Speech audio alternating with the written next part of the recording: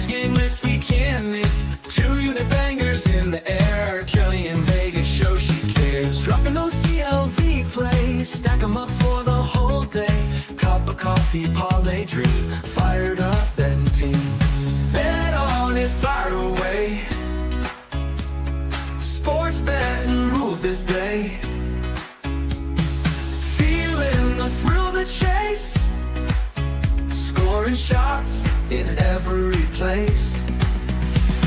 The lines moving fast, can't stand still. Roll the dice, see fast. Yeah, we are back, baby! Hit the horn.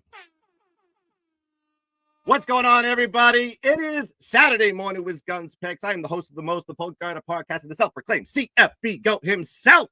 And we are here live on a Saturday. We got college football ringing through our ears, and I can't wait to bring in my guests. We have an electric show for you today. And just join the show. Get into the chat. This is about the information that is on the planet. We're going to be breaking down the top 25 games from the top to the bottom. And, of course, the Cup parlay is coming up on deck. So let's get into that. I went to my coffee machine, put in the little ground coffee, put it into the coffee machine, pour the water in, drip, drip, drip, and we got ourselves a cup of coffee parlay. Let's go!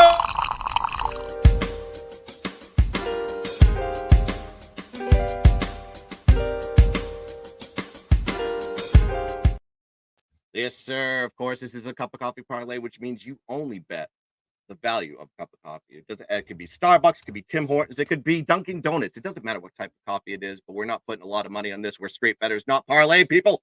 Let's go to the parlay. We got Notre Dame money line. They are going to dominate Navy today. We have Indiana money line, UVA money line, Arkansas money line, ECU money line, UConn money line, UCF money line, and Arkansas State money line, A&M money line, Kansas State money line for my guest that's going to be coming up here soon.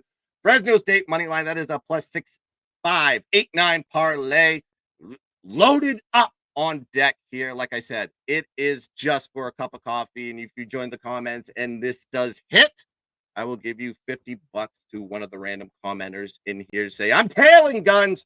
Do it up for the show. And of course, I got my guest waiting in the queue. Let's get her in here. This is the owner, the CEO, the queen of Wager Talk, Kelly and Murray show. Bet on it. And she's on Outkick as well. Ladies and gentlemen, for the first time on the Saturday Morning with GunzPicks show, it is Kelly in Vegas. What's going on? How you doing on this? Hey, good morning, Guns. I'm still waiting on my coffee to be delivered by Uber Eats. This is not my house. I'm in Manhattan, Kansas for the K-State KU game, and Aunt Helen had this room.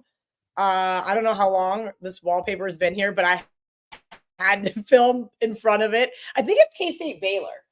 But anyway, yeah. I digress. I'm going to try to bring the energy. As soon as Ariel Epstein grabs the coffee off the front porch, I promise I'm going to be in 11. But right now we're just sitting at a regular like 6.5. Absolutely. It kind of looks like Techno Bowl in the back when I look at that. It kind of is. Yeah.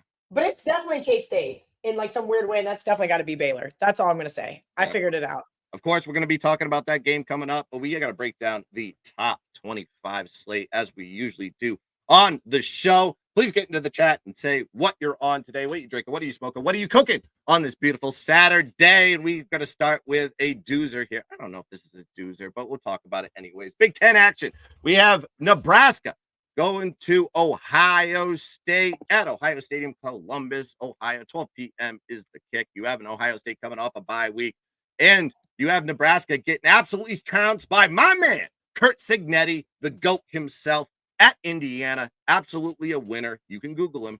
But let's talk about Nebraska versus Ohio State. What are your thoughts on this one, Kelly in Vegas?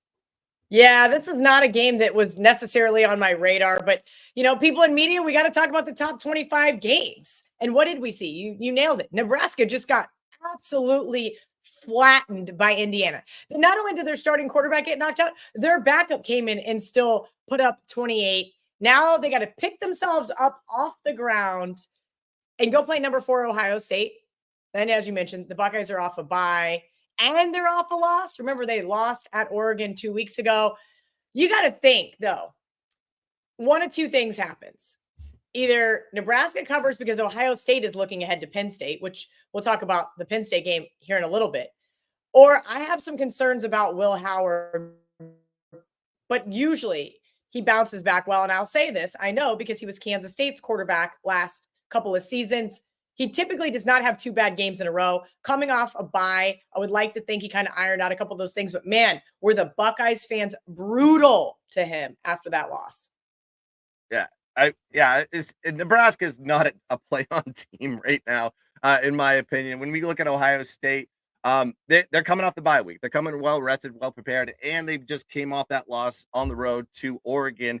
And I like looking at the total here because when you look at Nebraska, they average 25 points per game. They lost 18 points per game on the road, 18 points in the last 4 weeks. You're seeing the team total here at 10.5.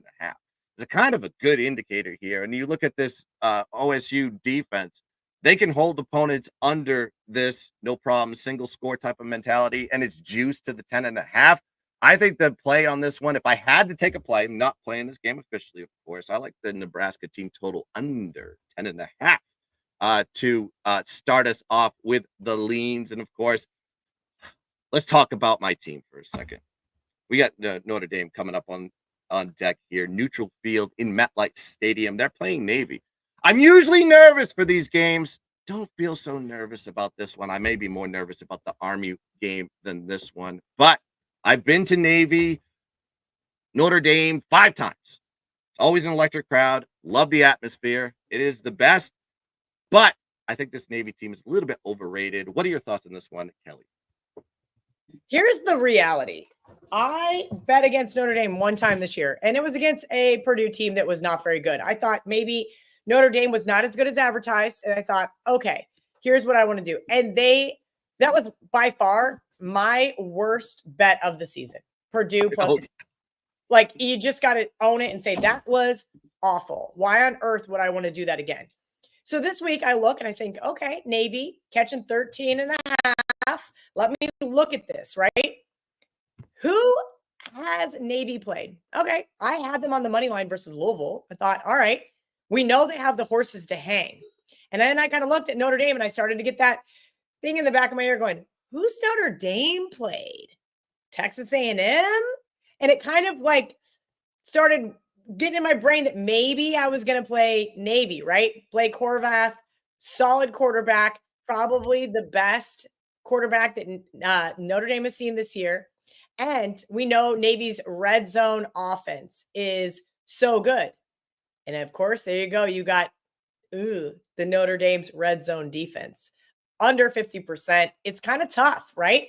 And I started looking at this a little bit more and I realized, oh, wait, you missed that this is in East Rutherford at MetLife, Kelly. This is not some home field advantage here for Navy, albeit it's closer to Annapolis than South Bend. But this is kind of tough. I wonder if Navy has really the horses to hang. Notre Dame has kind of been under the radar since beating A&M. No one's really been talking about them. And maybe that's because they haven't really been in any of these dogfights. I feel like Navy's kind of a square dog. And ultimately, I left them off my card. And I know that's not what your audience wants to hear. My good friend Pam Maldonado is championing all over social media for Navy. And I don't want to go against her, but I kind of feel like this is going to come down to, like, as far as the spread perspective, down to the wire. Coin flip on the 2 touchdowns could go either way. Yeah, I'm on the Notre Dame side here. I got it at 12.5. It was, and usually when I bet Notre Dame, you need to be tailing because I rarely bet Notre Dame because I'm already emotionally invested. But in this situation, I think it is merited. We need to be taking Notre Dame on this one. Navy is 6-0, straight up 5-1 ATS, but who have they played? You said it yourself. Look, Bucknell, Temple, Memphis. Memphis put almost 700 yards of total offense versus Navy, and then UAB, Air Force, Charlotte. These are some of the bottom feeder. They have the 129th toughest schedule this season for Navy. So take that with a grain of salt. This is a step up in class here. Notre Dame is by far the best team. They're 6th in Massey power rankings. They're 4th in defensive rankings. They're top 25 or better in rush yards per game and yards per carry. And then you just have a Notre Dame team that has absolutely owned Navy in the last 6 meetings. In the last 6 meetings, Notre Dame has won by an average of 21.8 points per game. And the last time that both of these 2 teams was ranked was 2019. Guess what happened? Notre Dame beat them 52-20. This is going to be an absolute brutal beating by my Irish. Funny you say that because I remember being on Navy in that game. Maybe that was still in the back of my brain that was like, maybe you don't want to be on Navy here. Look, I'm with you then. I try to tell people this all the time, whether it's my teams that I'm on or I'm against. I grew up a Kansas State fan. I grew up a Broncos fan. When you are a handicapper, your job is to take yourself out of the situation, take your emotions out of the situation, and be able to look at your team objectively, right? I just had another person text me Kansas plus 10. I said, you and everyone. And I'll get into that game here later on. But it's the same thing as I said against the Broncos. I laid 3 with the Chargers on the road, and everybody goes, wait, what? That's not a bet you make. I said, this is not a good spot for this team in the division. Here's why you want to bet on them. Here's why you want to bet against them. So I love that. And maybe I might have to jump in on Notre Dame with you. Maybe if Navy scores early and I get a better number live, because 12 and a half is so much better than 14. Yeah, I think it's a 3-score game. It's sitting at 14 right now. I think I got it under the 2 possession rule. So like for me, 7, 4, 10, 14, you got to get past those key numbers. I got it at 12 and a half earlier in the week. I gave it to clients at 12 and a half earlier in the week. So that is how I treated this one. It's still good at 14. I said it on the show yesterday. I said this is a three possession win by Notre Dame. And the fact that everyone's like, oh, but it's a triple option. No one can stop it. Notre Dame sees this every single year. Freeman knows as a defensive-minded guy, that defense will be able to make the stops.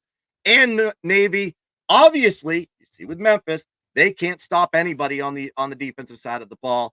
I'm never confident on my team in a bet. Like I said, I rarely bet Notre Dame. However, I am 2-0 on Notre Dame bets this year, so maybe I'm contradicting myself a little bit. Take Notre Dame and cash the ticket. All right, let's talk about my second favorite team now. It's not my second favorite team. It's my favorite coach. It's Curt Cignetti. I call him the GOAT. I want him to be the Notre Dame coach. I love Freeman, but this guy is a winner.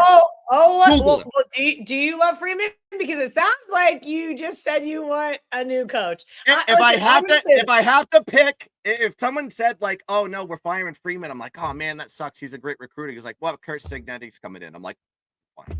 It's like, okay, fine. I'm a Curt guy. I've been on Curt for 2 years. I've been ever since he was FCS GMU. I said this guy is a demon. He's a winner everywhere he goes. He is a winner. Correct. Yep. I was wearing a JMU hat all last year, and I got an Indiana Hoosier hat now too. So Washington is going on the road. It's of course West. It's the weirdest thing. This is a Big Ten game now, and I'm still not getting used to the West Coast teams being in the Big Ten. But I digress. Washington going on the road to go face a dominating, and I mean dominating, number 13 Indiana team. Do you have any thoughts on this game, Cal? Yeah, I have a thought that my aunt still has a house phone in the year of our Lord 2024 that apparently is in this extra bedroom. What world do these people live in? You just have to have an iPhone and put it on Do Not Disturb. Come on. Anyway, I think I have a landline. I've never plugged it in. No, we don't need. Oh gosh, I digress. All right, let's talk about this game. Washington. Listen, I agree with you. We probably should have seen this Indiana team coming, right? You mentioned all of Cignetti's accomplishments at JMU. But I don't think anybody saw it coming this fast, right? No. And the reality is, Indiana as an underdog, awesome. Indiana now is a favorite last week over Nebraska. They just worked Nebraska. Like just dog walked them like I have not seen in a long time. And even their starting quarterback got hurt, and the backup came in and just filled in nicely. So here's me on Tuesday looking at Washington plus 6.5 because that's what I do. I like to think there's some spots where there's an overreaction to the market. And now everybody's calling them Windiana. They're reading their press clippings. They're feeling great about themselves. I like Washington plus the 6.5 down to 5.5. So somebody else agreed with me. I'll say this. You mentioned all of the accomplishments for Indiana's coach, Jeff Fish. Now it is his first year at Washington. And he hasn't performed, I think, up to the level of what everybody thinks he is. But he was great in the underdog role at Arizona. Mm-hmm. He's going to be great in the underdog role here because we've already seen it against Michigan. I think he's going to rattle off a nice couple of sequential wins. And Washington's going to be right back in the mix. But it has to start on Saturday in Bloomington. I think it's going to be tough for them to get the outright W. But I did sprinkle a little bit on the money line. I'm on the opposite side. I'm not going to fade the GOAT. And I know it's as square as square can get, but I think with Kurt Signetti, I watched him in that game versus Nebraska. They were way up, and he was still screaming and yelling at his players for making mistakes. You go look at the quarterback situation. You know, Curtis Rourke, you mentioned it. He's out. He has to remove a thumbnail or something like that. He cut on a guy's helmet. But the backup, Taven Jackson, is a legacy at Indiana Hoosier. If you remember him, his brother played basketball there. He's a legend there. 4-star recruit coming out of high school, transferred from Tennessee. So this guy can play. And when he was in the game, he did well.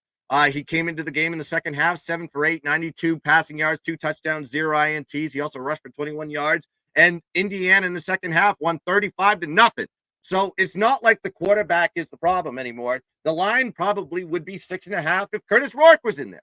I'm telling you, this team is locked and loaded for this one. You have Washington come off the second leg of a back-to-back on the East Coast too, because they played on the road last game, and then you have Indiana just sitting there comfortable with their second leg of a homestand. 6-1 ATS this season, covering spreads by an average of 16.7 points per game, this Indiana team. And they are just going to continue to wax the rest of this competition. I think, of course, Ohio State is coming up on deck. I am a little bit worried about that one, but they are going to stomp Michigan. That is coming up. And mark my words, you got to be taking Indiana on this one. It's just a small play, just a 1-unit special. But I like Indiana here minus the 6.5. I am not fading the GOAT, Kurt Signetti. All right, next game that's going to be on the board, and we have SEC action with an Oklahoma team. Fire Venables here, folks. He is finished, done, going up against an Ole Miss team that is coming off a bye and a OT loss to LSU in their last game. They are hungry in this one. I have a lean on the total, but I'll pass it to you, Kelly. What are your thoughts? Oklahoma, Ole Miss. Are they hungry? I don't know, man. This Oklahoma team is a mess. You talk about how if Freeman was gone, who you'd want your coach to be. I just got to say this. Thank you, Gene Taylor, K-State's athletic director, for not pushing harder to get Brent Venables in Manhattan, Kansas. Not everybody's meant to be a head coach. I'll say that. And maybe the expectations were too high there in Oklahoma. But boy, has this team just looked horrific. And I'm sure the SEC bandwagoners are going to say, oh, it's because they have to play in the SEC now. Well, they weren't any good last year in the Big 12 either, but that's a whole nother argument in itself. Ole Miss, I love this team. Love Lane Kiffin. I was really surprised to see, I had no dog in the fight last week. I was really surprised to see LSU really just be able to hang with this Ole Miss team. Now, since losing to Kentucky, I think they got humbled a little bit. But, now they're off a bye week. After, as you mentioned, overtime to LSU, you would think this is a spot where Lane Kiffin and the Rebels just absolutely roll. I can't even begin to talk about where the Sooners' ineptness is, right? Like that you switch quarterbacks, but in reality, was it either quarterback? Probably more about the offensive line. They could not get anything going except for they're loaded with talent. I mean, nothing about this Oklahoma team has made sense this entire season. I will be shocked if they already fire Venables, but man, growing up in the Big 8 with Oklahoma, they're just like Texas. It is national championship or bust. They have very, very high expectations with all that oil money. Yeah, I mean, with Oklahoma, their problem is their offense. They can't score points. It's not their defense here. They're 1-3 straight up, averaging 14 points per game versus conference opponents. They've scored only 12 points in their last 2 games. 12 points. That is unacceptable. I don't know why. Like they can't get the running game going. The offensive line doesn't give their quarterbacks any time. And I do think, this is more of a coaching opinion, but I said this about Texas in another show this week. When you make that quarterback switch and you bench your quarterback, whether it's in college football or the NFL, which we'll see how Bryce Young rebounds this week in Denver, but I find it really almost like ego crushing for some of these kids, right? You've probably been the best your whole life. You're now playing, on a big name football team. Your name is being thrown in with other Heisman candidates, and then you get benched.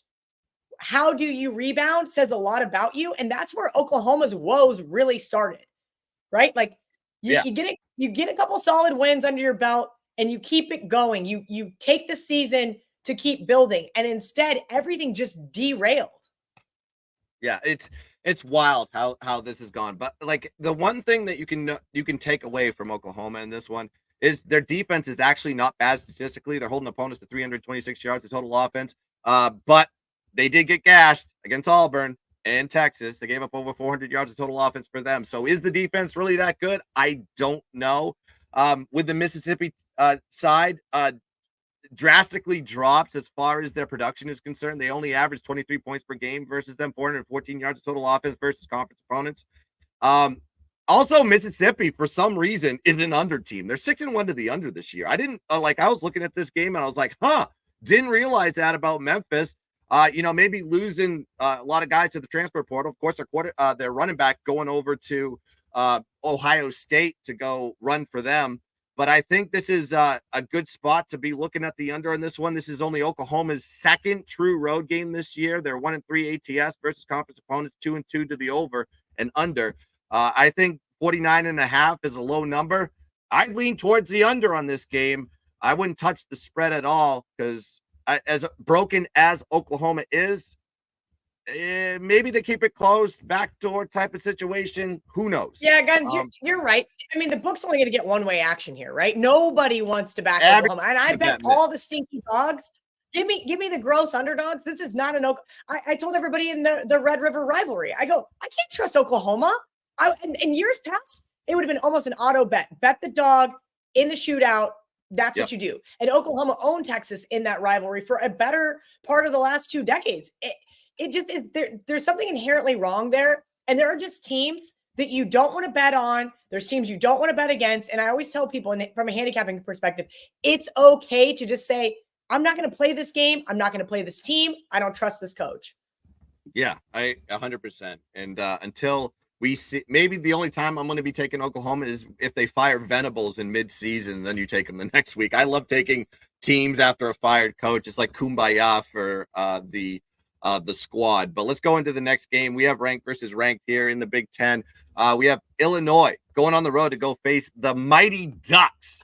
Actually played a very flat game, but still won 35-0 versus Purdue in their last game. And of course, Illinois with a nice win over a lackluster Michigan team that is a sinking ship.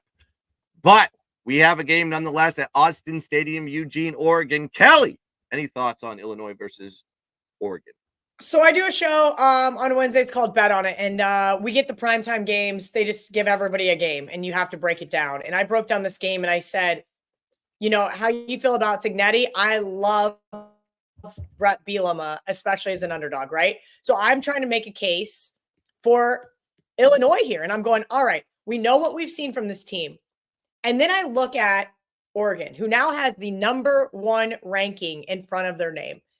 This is not the number 1 team. Come on. Do you, in your power rankings, do you have Oregon number 1? No. I have probably 4 other teams ahead of them. Exactly. I have Oregon 6, right? Okay. But the reality is they are undefeated. So the AP writers and all the coaches have to put them number 1. Do I think that there's a premium that you have to pay for being number 1? Yeah, I do. But here's the reality. I don't know if Illinois has the horses to hang with Oregon. Full disclosure. Like I could sit here and I could bash Oregon, but on Wednesday, I tried to make a really good case for them. And now on Saturday, I'm going, holy cow, Oregon is absolutely going to flatten this team. 9.1 yards per pass attempt, 15 touchdown passes to 4 interceptions. I think this one could get really, really out of hand. I almost kind of feel like at this point, Illinois is probably a square dog. So just know that with caution that on the show, they give you a game, you have to give it out. I was like, all right, I kind of like Illinois in this spot. Not so much come Saturday. The more you look at this one, you have to kind of give Oregon their flowers and say, all right, maybe they're a little bit better than advertised. Well, I still don't think that they're the number 1 team. They look pretty good. You mentioned Dylan Gabriel when we were kind of talking about Oklahoma. I think he looks pretty good. I don't know if he's going to win a Heisman, but he's doing enough in the Big Ten. He's getting the home wins. And I think this is one of those teams. This is a ranked opponent coming to town. I don't think Dan Lanning's going to let his foot off the gas.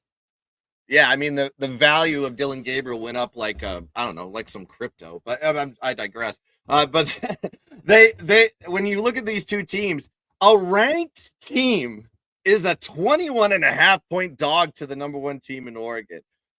I want to take But that Illinois in right this there game. shows why all of these media dorks, all these guys that get paid by these TV stations and newspapers and all these other, they don't know what they're doing. They don't know This is why jack. Vegas reigns supreme in the That's sports right. world. Vegas will sit back there and tell you that Alabama is ranked, Alabama on a neutral, and we'll get into Alabama here in a minute, but Alabama, who just lost 2 out of their last 3 on a neutral field, would still be over a touchdown to Oregon. Yeah. I mean, rankings mean nothing. I always say the only rankings that matter are the last rankings before they go into the college football playoff. That is it. Everything else is just move. You're just basically shuffling dominoes around. It means nothing. But when we look at this matchup here, you have a ranked team that's going against an Oregon team that is a 3-touchdown dog to them. As much as I want to take Illinois is 2-0 on the road ATS as a dog, and they're 4-0 as a dog overall this year. They've kind of stepped into this role and played well. Bielema has done a great job with Illinois. I think this team is, while people are not talking about it, Illinois has problems stopping the run. They got gashed by Penn State. They got gashed by Purdue. I took Illinois first half against Purdue, and that was an easy cash. I didn't know that game was going to go into overtime. Glad I stepped out in the first half. But when you see a big dog like this, I just feel like you're baiting the public to go take it. And then all of a sudden you got Dylan Gabriel having his night, trying to get himself into contention, at least have a chair waiting for him warmed up. Do you ever look at that kind of stuff where I agree with you? I have every bookmaker at my disposal. I've been friends with these guys in Vegas for years, and all of them argue, we don't bait. And I'm like, bullshit. There's a reason why you guys went from 10 to 8.5 on the Chiefs this week, because you want all the teaser action you can get. Oh, well, that's just because of the market moving. Yeah, sure it is. And it's the same thing here. You're absolutely right.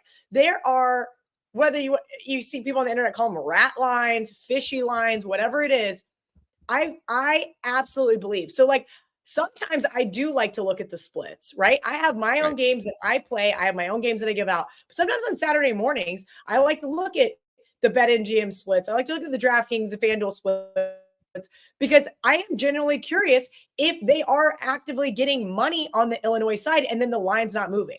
Do you ever like to look at those kind of things? Or you're like, I could give a okay. No. I look at that too. It's like it's kind of like if I have 5 check boxes, it's one of the check boxes.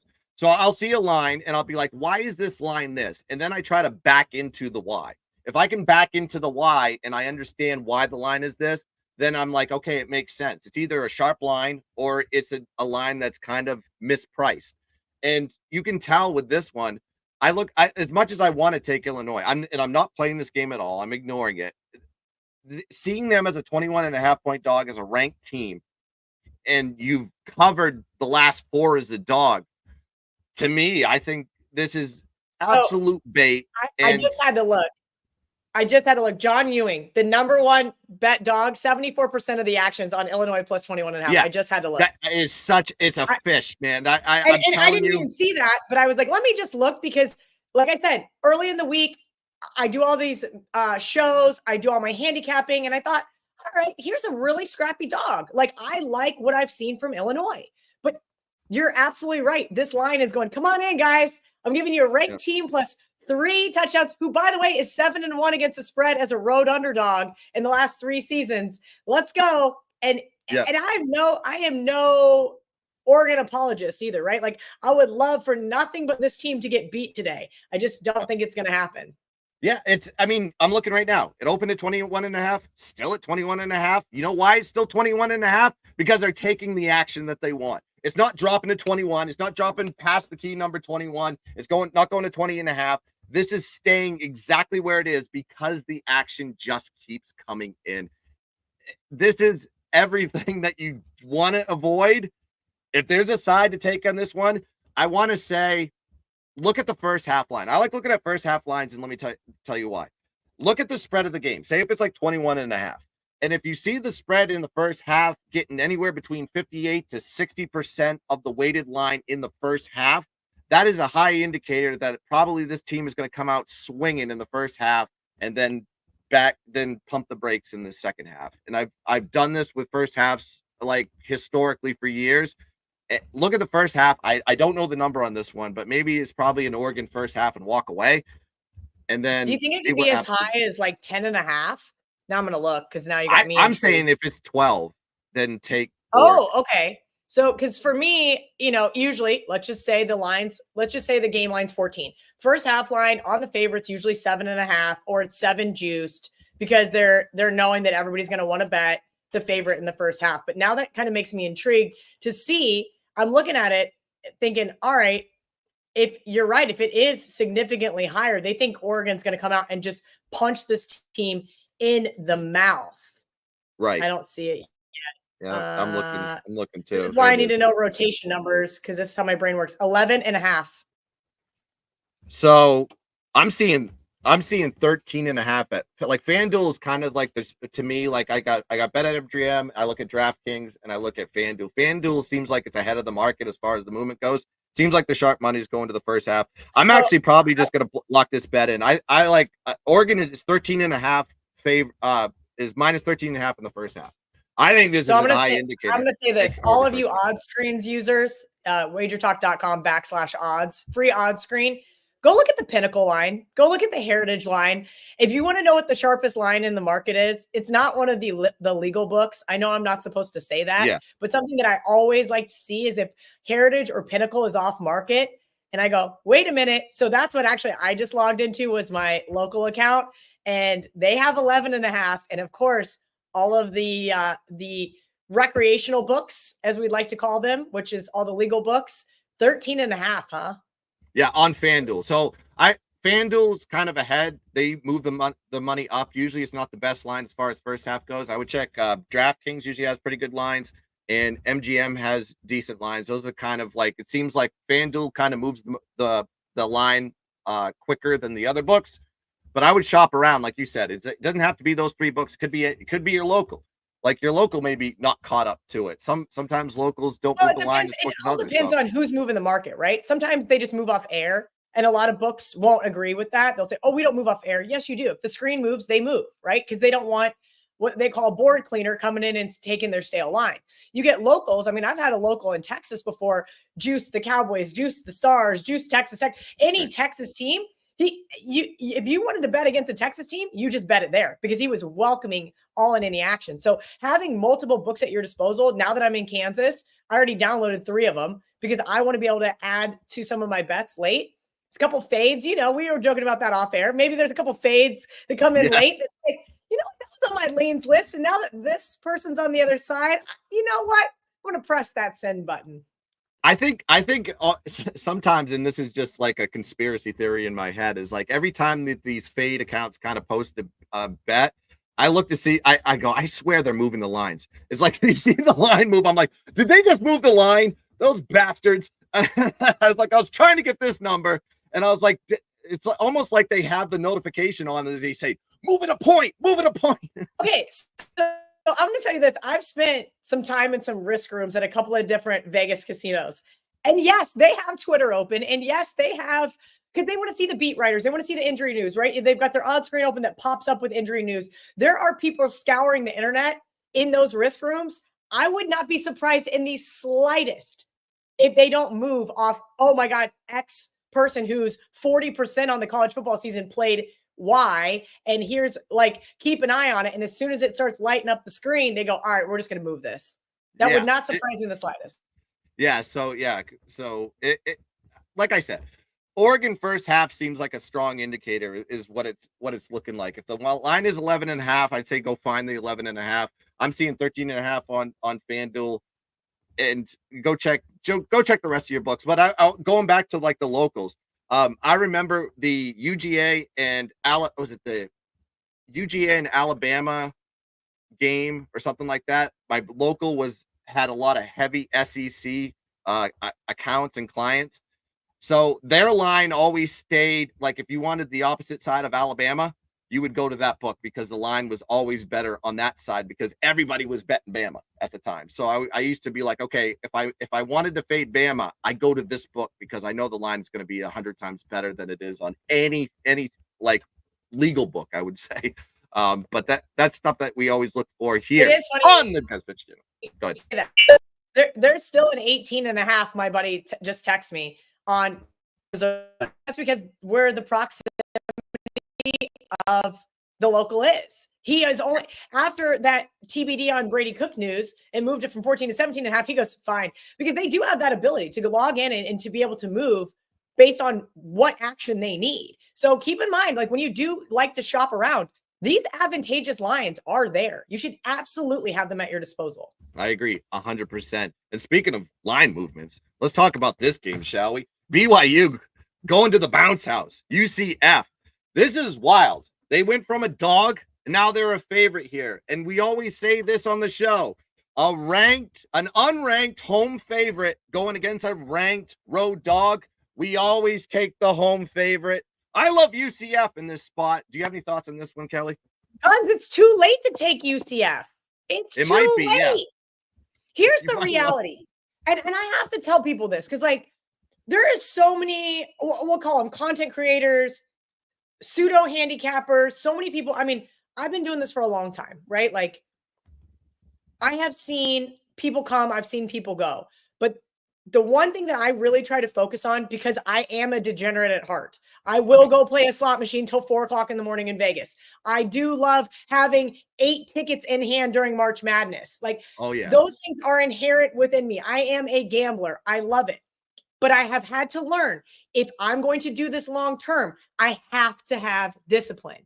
And I am now the old lady compared to all these other women out there bouncing your little around, coin purse. giving out picks. And it's okay because I have learned not only the hard way from myself, but watching others, right? Somebody said this to me the other day, don't you feel bad? You're no different than a drug dealer. And I'm like, no, because I really, truly preach this. You cannot bet UCF now. You are too late. Whether you win this game, whether you bet them, you lay 3 and you win the game or not, it doesn't matter. You still made a bad bet. UCF was a dog early in the week. You could have bet them on the money line. So I laid minus 125 earlier in the week when I realized I missed it. At this point, you are too late. So I just want to put that PSA out there. I do like the UCF side. This is a BYU team that beat my alma mater, late night Provo, where Avery Johnson had his worst game of the year. They couldn't get the running game going. It was absolutely abysmal. Here on the flip side, you have UCF, who lost 4 straight. And the quarterback only passed for 62 yards at Iowa State. Yeah. I don't understand this line, but I can tell you this. BYU is not as good as advertised. And as a K-State fan, I should want BYU to win this football game, right? That makes K-State look better. But the problem is I don't think that they're a real 7-0 team. This was a team that was originally picked to finish towards the bottom in the Big 12. Now, we could all be wrong, right? There's every single year, there's a team that comes out and surprises you. Hey, could be BYU. But I'm going to tell you this right now. UCF needs to go out there and they need to throw it. Yeah. They need to run the ball. They need to be a 2-headed monster offensively. That is how you beat BYU. That's where K-State screwed up. After trying to throw it against them, then they couldn't get the running game going, interceptions. Within a 6-minute window, they cost themselves that game. UCF is a little bit better than advertised. I do kind of have some questions about their defense. I want to say I think that they have an okay defense, but I'm going to tell you this right now. Run the football, UCF. Find some open men deep downfield, and you can absolutely exploit this Cougars team and get the win. Yeah, this is a UCF spot. I got minus 130, and I bought it like days ago. But Kelly's right. It's at minus 2.5 right now. The value is gone. It's like it's completely diminished. This is a UCF spot, though. Don't get crazy and take the ranked dog here. 7-0 straight up, 6-1 ATS. BYU is, but they didn't cover last week versus Oklahoma State. And you mentioned the run game. UCF is going to run the ball. That's what they do. That's all they do. They switched the quarterback from KJ Jefferson to Ja'Carri Brown. Ja'Carri Brown has 8.7 yards per carry in the last 2 games. He is absolutely the right quarterback for this type of scheme. Of course, RJ Harvey has 6.7 yards per carry. They run the ball a lot. They're 8th in rush play percentage. They are definitely going to move the rock. And then you look at BYU. You mentioned Kansas State. Kansas State gashed BYU in the run game. 228 rushing yards, 5.3 yards per carry versus them. And then Oklahoma State, we had an awakening in the run game with Oklahoma State because they couldn't run the ball all season. They did it against BYU, 269 rushing yards, 7.3 yards per carry in that game. And UCF, when they play ranked opponents, they dominate. 5-1 ATS since 2022 versus ranked opponents. This is a UCF spot. We love it, but I think the value is gone, like Kelly alluded to. And the advent is, okay, right? So when I started gambling, let's call it 20 years ago, there was no, if you missed it, you missed it. Now you have this at your disposal. You can bet in game. BYU goes up early, excuse me. Yeah. You can live bet UCF at a much better number, and in finding those advantageous spots, you're going to win more bets long term. And that's what we're all here for, right? Right. I wouldn't be here as long as I've been if I did not learn discipline and how to actually do this. Trust me, it pains me to see a game I left off my card. I walk into my office some Sunday mornings, Guns, to do my NFL show, and I'm like, son of a bitch, I knew I liked Wisconsin. Why did I leave him off my card? That sucks. It's a shitty feeling. But you know what's a shittier feeling? Betting a bunch of Syracuse the other night. I had them on my long list, and I got a little distracted Thursday night football. I ultimately didn't end up playing him. Boy, am I glad I didn't bet on Kyle McCord and his 4 interceptions. Yeah, I was on Pitt, so I was loving it. Thursday was a beautiful day for me. I was like, this is a Pitt spot. You know, we always forget that staying off sometimes and showing a little bit of discipline is better than just unloading all of your bullets. Now, I say this for people trying to make money, people trying to do this long term, people that want to use this as similarly to an investment. Rec bettors, you're betting $5, you're betting Guns, coffee money, fire away, enjoy yourself. But know that, hey, this is a set amount I'm giving myself every single week during football season, and don't go above it. Yeah. It's not this is not like, for me, it's not a hobby. This is like a part-time job for me. This is my life. So I was like, I'm down. Listen, I'm down in my basement 3 to 4 hours a night, just looking through. I've looked at every single college football game. I have an opinion on every single college football game. My brain is fried at that point by the time I do shows on Saturday, and I'm just ready to go, relax. Like, the work is done Saturday. The bets hit, the bets don't hit, whatever it is. We just go and grind, and that's exactly what we do here. And of course, the chat is rolling. Of course, Shocky Waters Nation, my partner in crime, says if they win, they'll win by 3+, right? Absolutely. We're both on UCF. We talked about it last night on the show. And of course, LVCC coming into the chat. What's going on? A true gun disciple. Penn State have Ohio State on the brain, or do they take care of business tonight? We will get to the game in a second because I do have thoughts, and we do have thoughts actually, because we talked about it backstage about the game today with Wisconsin. But let's go into the next play on the board. Of course, it was alluded to from Kelly before. We have Missouri going on the road to play an Alabama team. Oh my God, this Alabama team! Woo! They're calling for Kalen DeBoer's head. They want Saban already. Trouble in Tuscaloosa. I don't know if this team knows how to play defense, which is unheard of from a Bama team. But I digress. Missouri's on the other side too. To me, this is 2 teams in the same type of situation. We don't know who they are. I don't really have a read on this game, but Kelly, do you have a read on this game?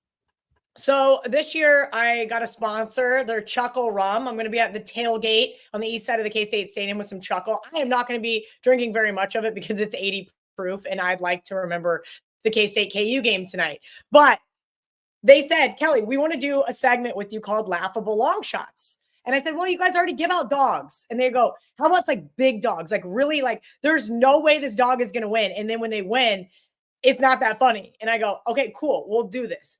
And we should have hit a few of extras, but Cal lost to Miami. That was tough. And Western Kentucky lost to BC. But we've hit some nice outrights. We won Cal over Auburn, Vanderbilt over Kentucky. And then we've covered all but 2 of them. Purdue was one of those. That was really laughable. So you could get a good joke out of that. But this week I looked and I was like, man, there's not any double digits dogs that I like. And I started to look at this Mizzou team a little bit more. And I thought, can Mizzou go into Tuscaloosa and win this football game? Is Alabama really this bad, desperate, right? And I think they are, right? They lose to Vanderbilt and subsequently almost lose that Vanderbilt game twice because they were on the ropes to South Carolina. And had South Carolina been a little bit better than mediocre, they would have lost that game. Then they go to Knoxville, Milroe, 2 interceptions, no rushing touchdowns. And now they're going to face a really solid Missouri defense, one of the best third down defenses in the nation.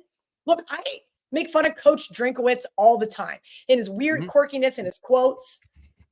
But man, he usually gets up. He gets his team up to the level of competition. They're bought in here.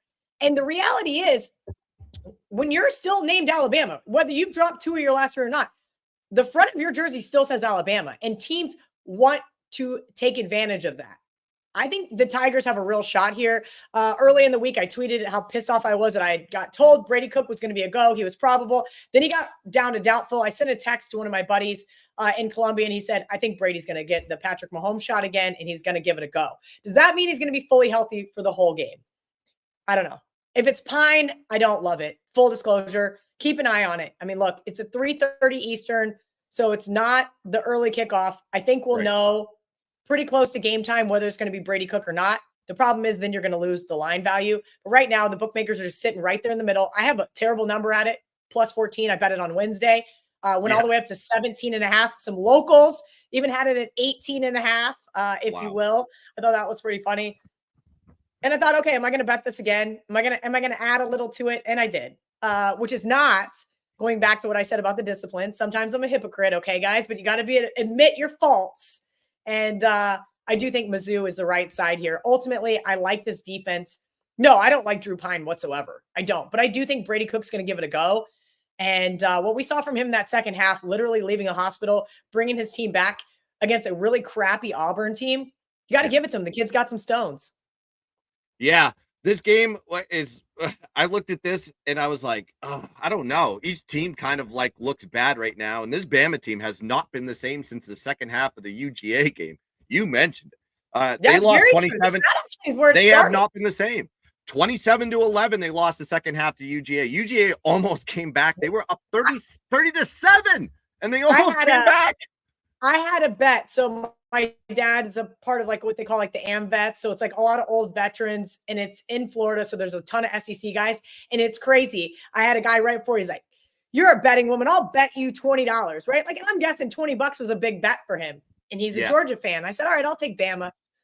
And I'm just sitting back every time I'm just waving. Like, I didn't really care about the game. I didn't bet it with anything else other than to beat Redneck Jeff out of $20. And sure enough, I'm like, really?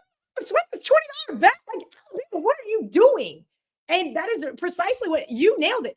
It wasn't the Vanderbilt game. It was the start of it was the second half of the Georgia game. Something got broken in that Alabama team in that second half.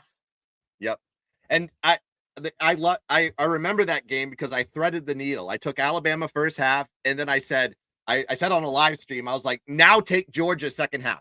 Just take Georgia. I'm telling you, that's the way to go. And if you watched how those two split with Georgia games, they never show up in the first half. They show up in the second half, and then Bama's the polar opposite. And that's exactly what happened. It was perfection. It was a masterpiece. But I digress. So maybe if you like Alabama today, you just look at them just in the first half. Yeah, and then then we'll know if Brady Cook is. Yeah, this one's tough to me because, like I said, this team hasn't been the same since the Georgia game. This was something that I capped like earlier in the season with Bama. Bama was just a first half team. Now they're a little bit different. They lose as a double-digit favorite versus Vandy. They almost get beat by South Carolina. They got dominated by Tennessee. Don't look at the score. Look at the box score. Tennessee dominated them in that game. They're 0-3 ATS, 1-2 straight up in their last 3. And I'm not including the second half of the Georgia game. But Missouri, on the other side, what have they done? Unimpressive. 1 possession win over BC. Vandy, Auburn, getting waxed by Texas A&M. Are they a good team? Are they just an overrated team? I think both teams are kind of overrated. So that's why I am staying away from this game, because there's no advantage from each side, because really both teams are coming in here in the lows of low, in my opinion. But they're ranked. I'm going to let this one slide. Bama should be pumped up for this one, but I don't know if Kalen DeBoer is the right How are guy. you going to get pumped up after what just happened to them in Knoxville? Correct. And you got AJ McCarron saying, guys, get your asses off TikTok. Get focused on football. I mean, Right. You have former Bama players calling him out. Nick Saban's got to be smiling, man. Like in some weird, sick way, he's got to be like kind of enjoying this. Like, nobody's as good as me. Yeah, he's over there hanging out with Pat McAfee on Saturday mornings. That's kind of That's what his life has been. On Saturday morning. Yeah, hell yeah. Hanging like Nick Saban. I don't know. Smashing some Busch Lights off stage. Could you imagine? Yeah, I'm sure it's like a fun. I mean, hanging out with Nick Saban, just fucking crushing brews. That's got to be a time. He's probably got. Oh, there's no way Nick does. Nick is so proper, and I don't know where that came from. Like sometimes he looks at McAfee, and I'm like, "Oh, Nick, please, you're this boring. You're not this boring, are you?" He's standing on a chair doing cheers. He's really just going, what did I sign up for? When's this contract end? How many years do I got? 2? I want to coach football again. Yeah, exactly. Yeah. Speaking of a team, Vanderbilt, Ooh. Diego Pavea. We talked about him last year at New Mexico State. He's David, and every time he's a double-digit dog, he goes after Goliath and knocks him down.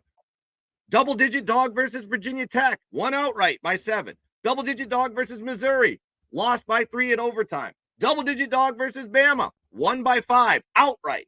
Kentucky, double-digit dog, won by 7. 4-0 ATS, 3-1 straight up as a double-digit dog. Diego Pavea crushes brews and goes out there and rips like Johnny Manziel did back in the day. Any thoughts about this one, Texas versus Vanderbilt? God, I want to take Vanderbilt so bad. I really do. So I took Vanderbilt against Kentucky a couple of weeks ago, and everybody said, no way, no way, no way. And they just cruised to a nice win. Here's the reality. I said last week on a bunch of different shows, who's Texas played? They hadn't played anybody, right? And I didn't play Georgia.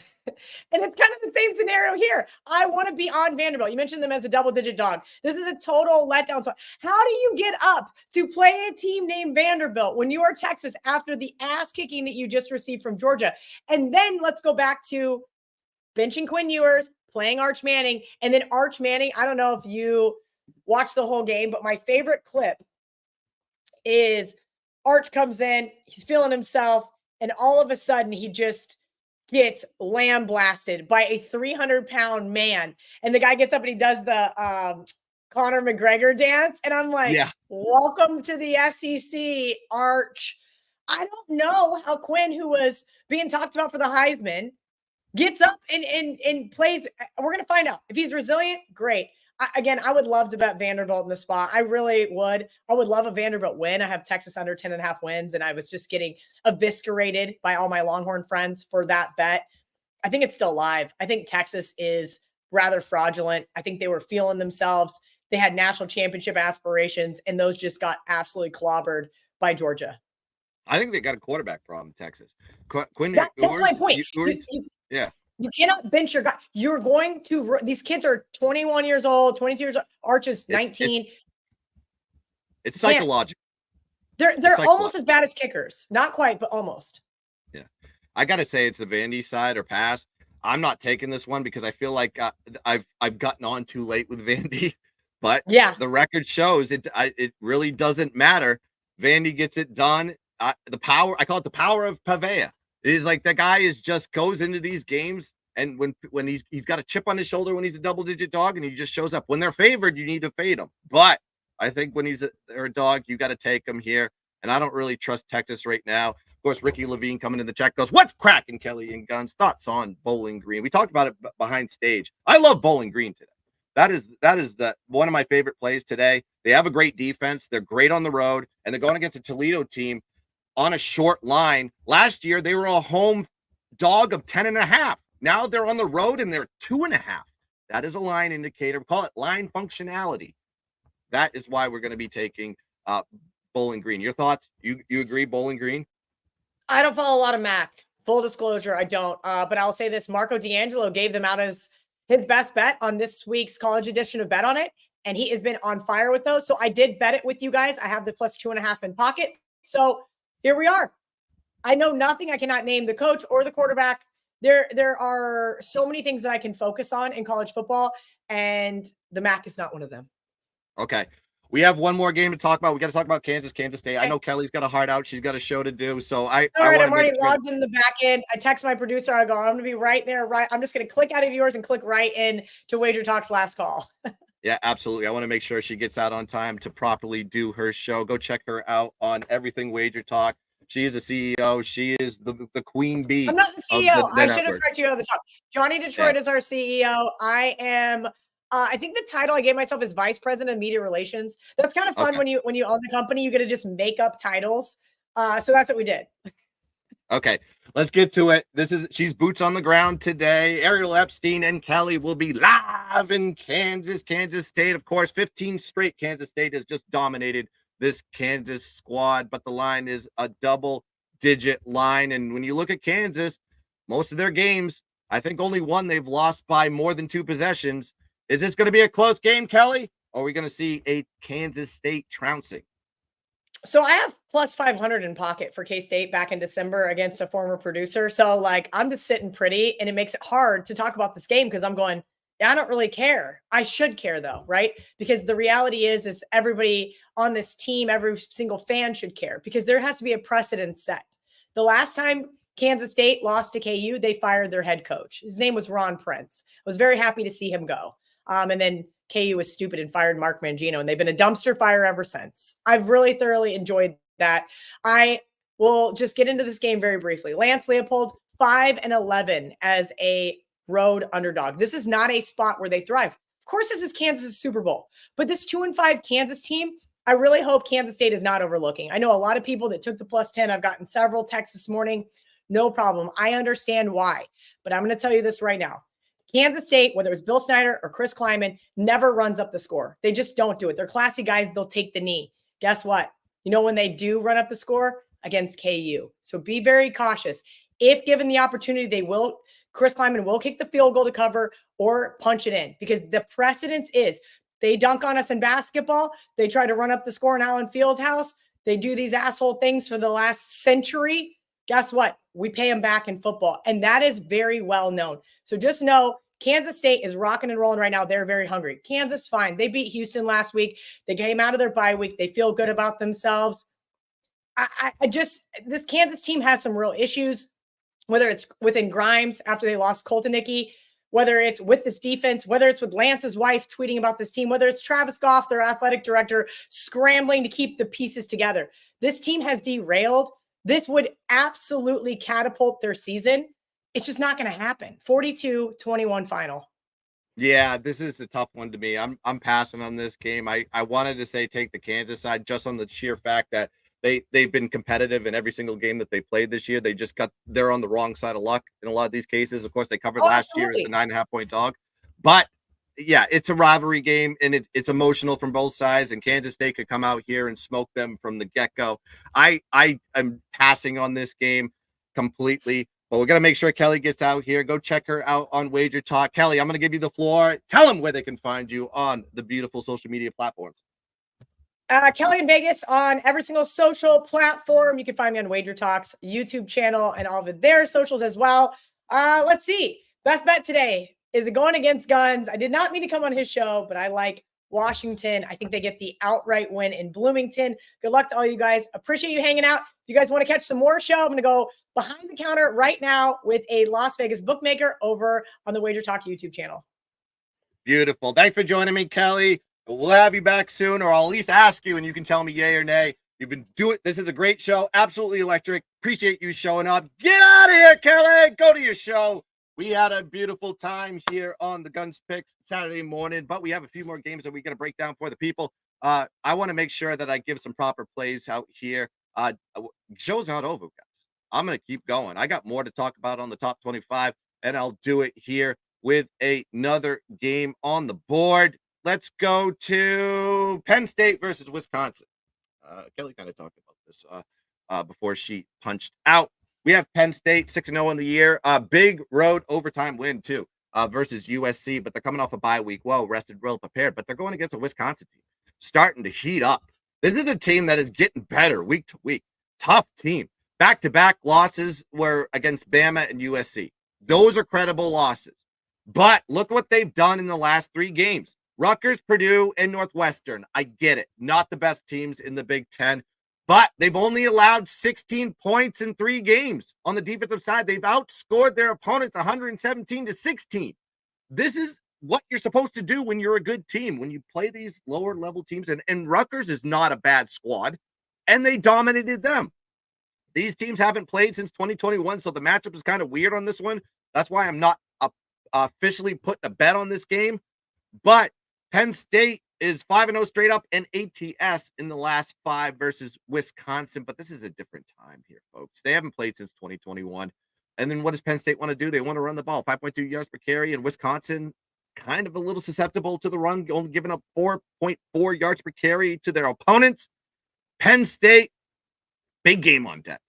Maybe a look ahead type of situation. They have Ohio State at home.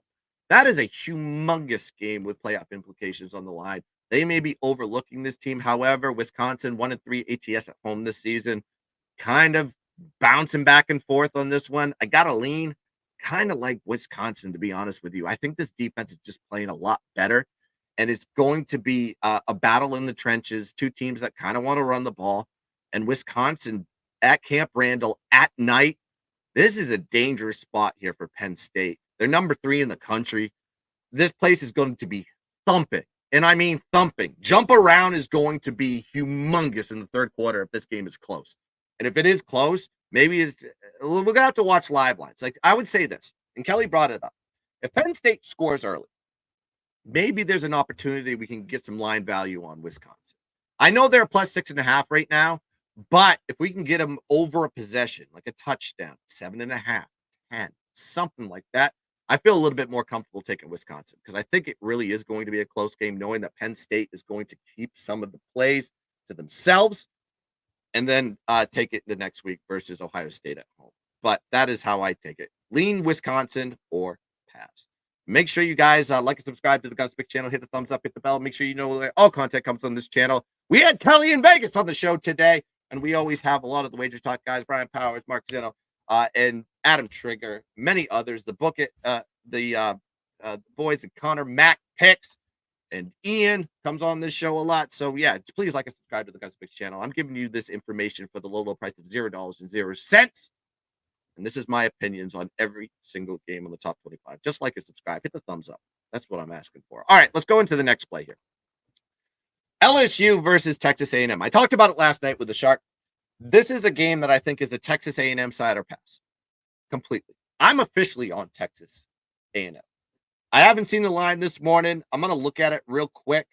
I remember it was 1.5 when we did it by Showtime. I think this is an outright win, and they win by margin. Texas A&M just kind of plays when they're a short line. This is kind of where the Texas A&M step up, and what I mean by that is you saw it when they played Missouri. What happened? They played at home, College Station. They were a short favorite in that game, and they dominated from the get-go. And we're probably going to see this here. You have an LSU team that's 6-1 on the year now, big road win versus Arkansas, a game that we kind of listen. I felt like Arkansas was the right side no matter what, and a lot of outliers happened, bad turnovers in late second half, kind of projected into what the outcome of the game is, and Arkansas kind of fell apart. Texas A&M's coming off a bye, though. They're 6-1 on the year with a plus 13-point differential, plus 80 net yard average. And what does LSU want to do? They want to pass the ball. They're ranked 9th in pass play percentage, 7th in passing yards per play, 1st at protect the quarterback, low sack rate, but they are susceptible to INTs. They are ranked 59th in INTs thrown percentage. These stats are a little bit misleading. I keep bringing up LSU on the shows, and I just tell you, they haven't played a good pass defense yet. Arkansas and South Carolina kind of are the better pass defenses that they played, and both of those teams held them to under 300 passing yards.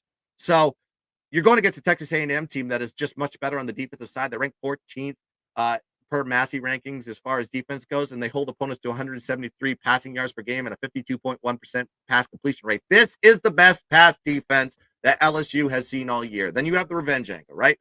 A&M lost to TCU 42-30 last season, 12-point road dogs in that situation. Now they're favored. Big line functionality. I know I keep saying functionality like I'm talking like the Shark now, but that's what it is. You have a team that was a big dog last time they played LSU, and now you're seeing them as a favorite in the next year. High indicator that this is the spot to take the other team. Also, just look at the history with these two teams. 8-1 straight up, the home team has won. LSU has lost 7 straight at College Station. We're not taking LSU here, folks. We're taking A&M. Take them on the money line. Go find the best number possible. Scrap the spread and just take them on the money line. I was trying to find them as I'm pontificating about A&M. I just don't see the line right now. I'm just telling you right now, this is an A&M. Okay, I see it now. They're -1 right now. It's pick a winner. Pick A&M. That's all I'll say about this. I got a bad number. I got -2.5. And I don't know why it steamed down. It's a little bit crazy that it has, but I digress. I think A&M is the spot here.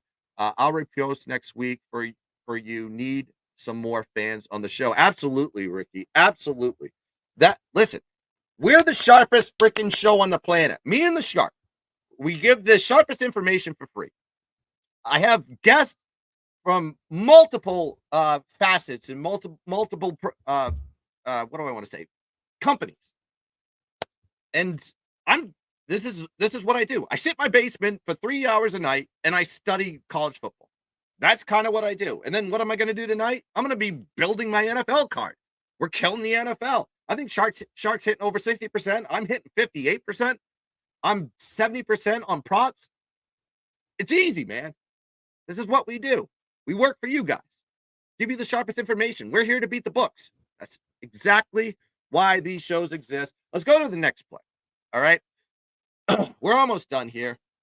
If people want me to talk about this game, Florida State and Miami, no. Everybody's going to be dumping their money on Miami, and it's justified. Florida State has given up. Their team has given up. Their coach has given up. He knows he's going to be fired. It's just a matter of when. Florida State's going to need a new head coach. Florida's going to need there's a lot of big programs that are going to be looking for new head coach. Oklahoma's going to need a new head coach. There's going to be some changes made in some of these big programs, or at least programs that are in major conferences. Florida State's given up. They're not a take team. They're a fade team. I've only bet against Florida State once this year, and it was the first game of the year, week 0 versus Georgia Tech. I thought Georgia Tech was in a perfect spot. They won the game outright.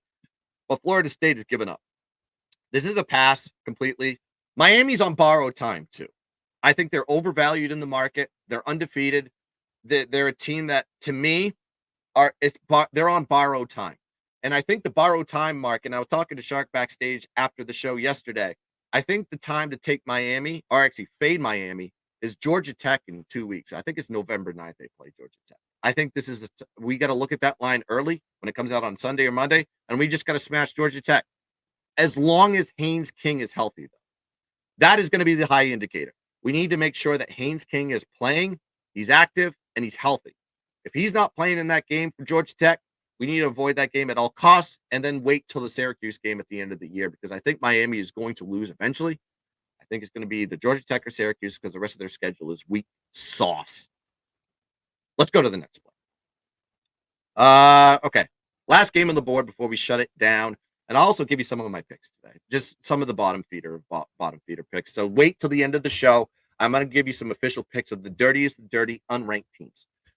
It's SMU versus Duke, though. This is a night game in Durham, North Carolina. You have an SMU team that's 6-1 in the year on the third leg of a road trip. And they've just been winning games on the road. Pretty impressive. It's not easy to win on the road back to back to back. But they're on the third leg here, and they're going against a 6-1 Duke team that is off a Friday night win versus Florida State, but it was ugly. I mean, Florida State is not a good team, and they got the win, but it was 21-16. Who cares? You should be beating the crap out of Florida State, as bad as they are. Duke is just starting to regress, I see. If you look at their conference play and you look at the box score, they're losing the yardage battle every single conference game. They lost 3 straight net yardage battle, including Florida State. They could not get more yards than them, but they're getting the wins.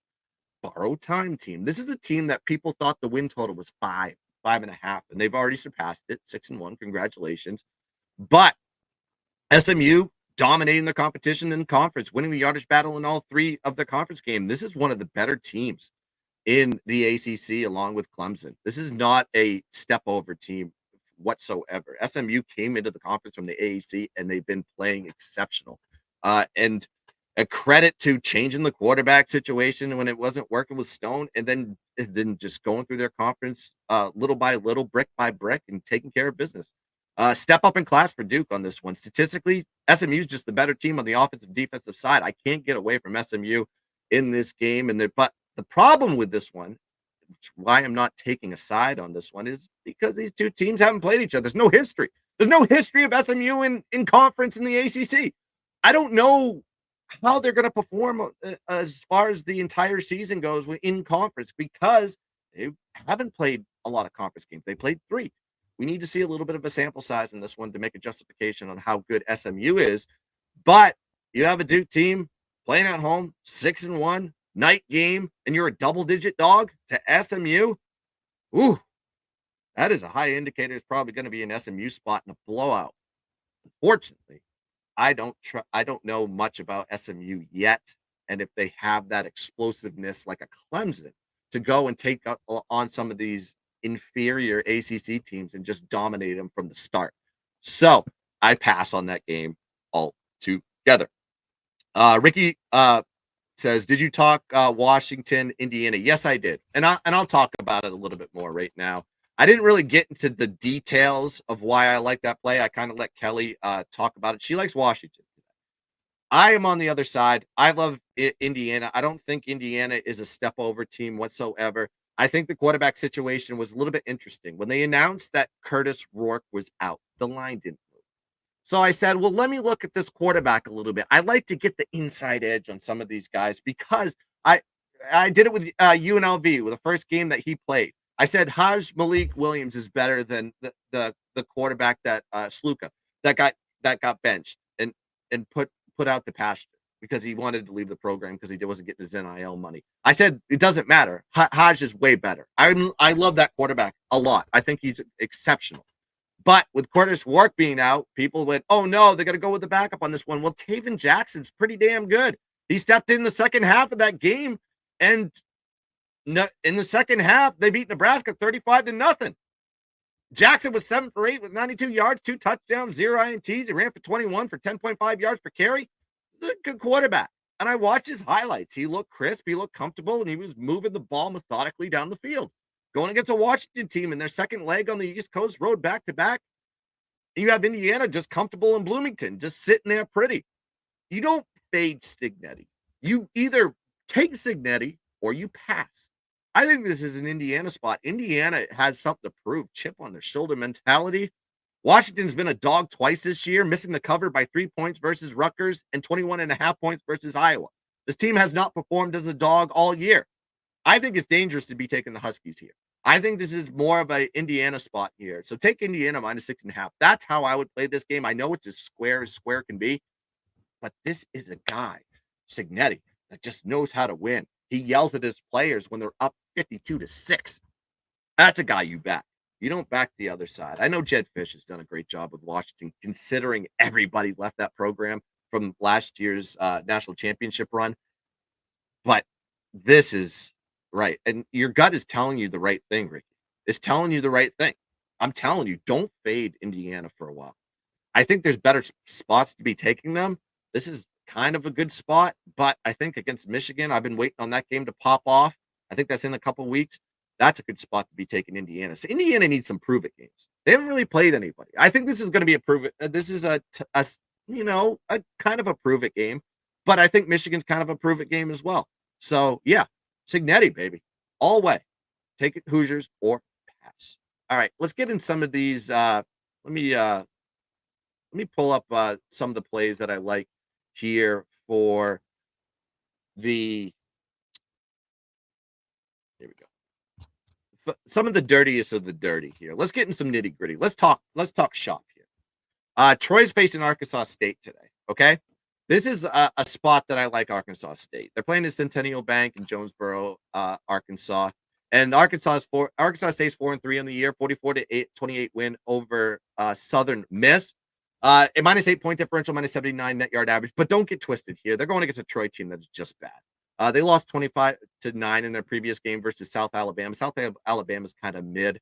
1-6 on the year. Their only win was against an FCS opponent, by the way. So Troy is on the down skid. This is not the same Troy that had Kamani Vidal or any of the guys that made that team strong, especially their head coach, gone, not there anymore. He went to greener pastures at Tulane.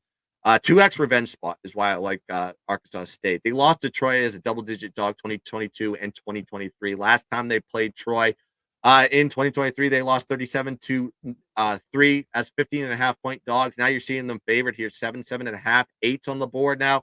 This is a Troy team that is 1-3 ATS as a dog this season, losing by an average of 16 points or more. They're playing in conference. There's a lot of teams that hold receipts for Troy. They do.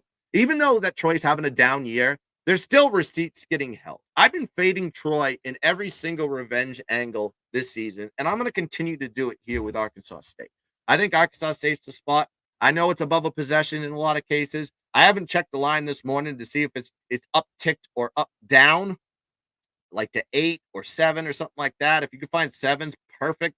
But I think this is a double-digit win here for Arkansas State. I got it at -7.5. I think that is a beautiful spot for Arkansas State. All right. Another game that I like here is let me see if I can pick a good one. Okay, I'll talk about this one. And I kind of alluded to it. Ricky kind of brought it up. But I'll talk about the Bowling Green and Toledo take.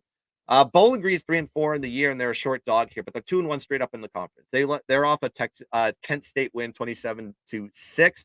And then they're going against a Toledo team, 5-2 on the year, 2-1 straight up in conference. They won 13-6 to NYU. But you look at Bowling Green and Toledo and what they want to do offensively.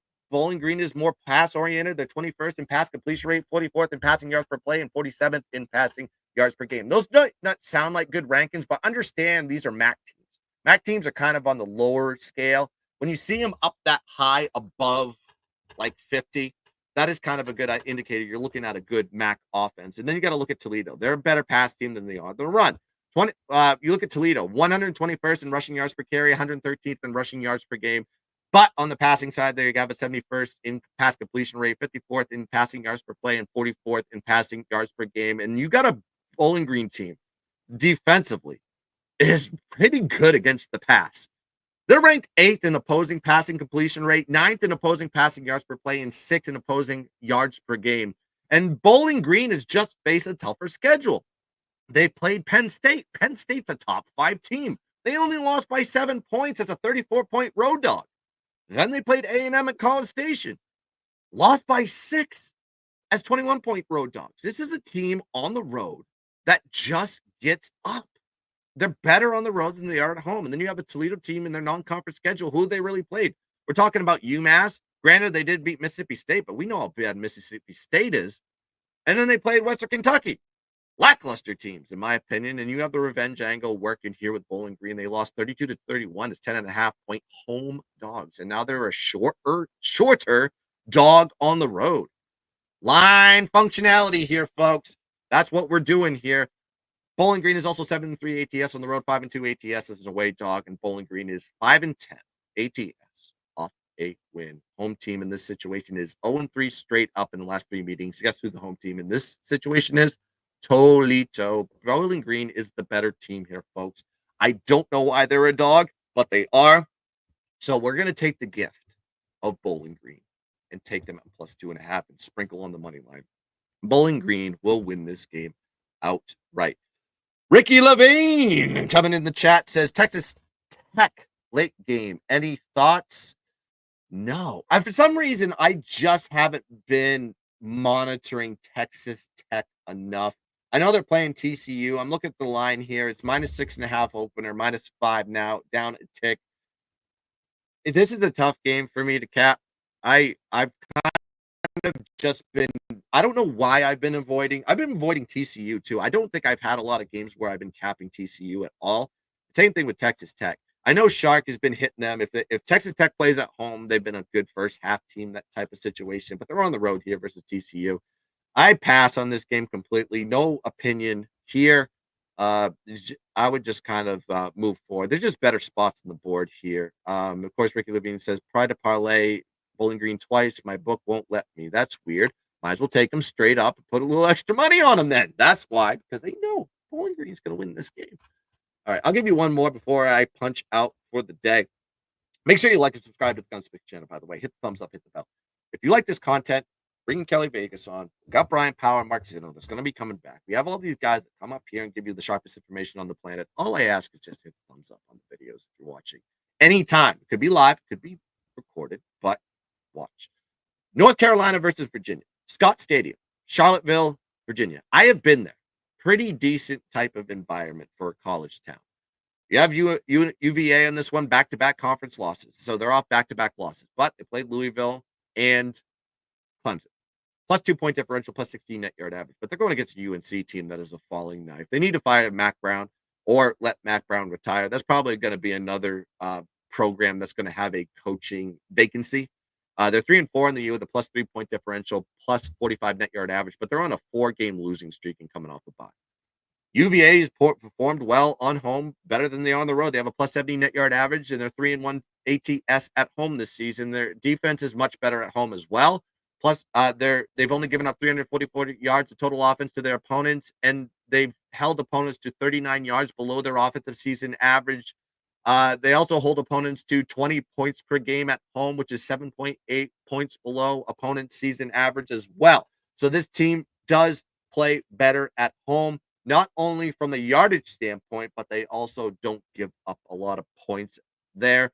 UNC has also played 2 true road games this season, and they averaged 20 points per game on the road in those spots, and that was 20 versus Duke and 19 versus Minnesota. So this team doesn't perform well offensively at home. On the road either. 2 situations, very low scoring in both of those spots for UNC. And we got a pass-oriented team here when we deal with UVA. They are ranked 44th in pass play percentage, 30th in passing attempts, 45th in pass completion percentage, and they're 39th in yards per game passing. And then we got a pass defense for UNC that is ranked below the Mendoza line here, folks. 110th in opposing pass yards per play, 108th in passing yards per game given up to opponents. And they don't get a lot of INTs. They're ranked 131st at getting turnovers as far as INTs are concerned. So this is a team defensively. You're going to be able to move the ball if you can throw it in the air. Also got to look at UVA, 25, that was a 23.5 point dog to UNC last season. 23.5 point dog on the road. Now they're favored. What line functionality there? Granted, they won that game outright as a 23.5 point dog. So you'd be like, oh yeah, UNC wants revenge. Then why isn't the line reflecting that here, folks? UVA is 5-2 straight up, 6-1 ATS versus UNC dating back to 2017. So this is a team that really owns the Tar Heels. UNC the falling knife. They're a fade only team. They're 0-7 ATS this year.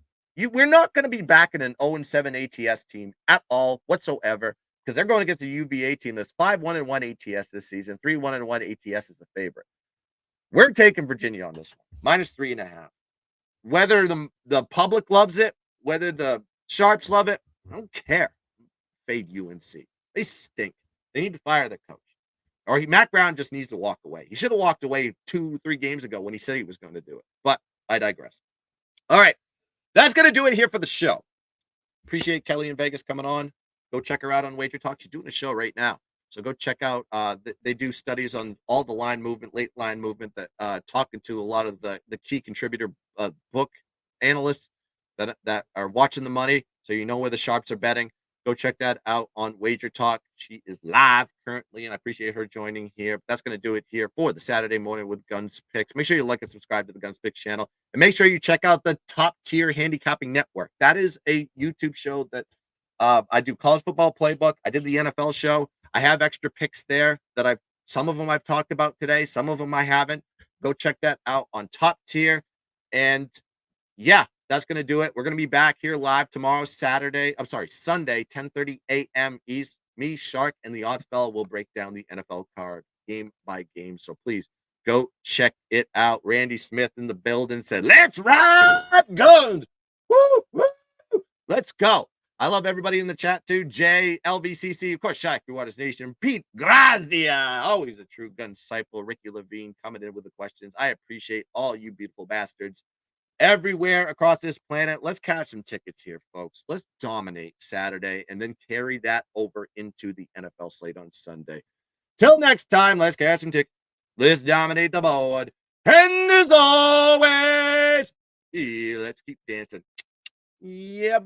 Headlines, money rolling in. Saturday mornings, let the games begin. So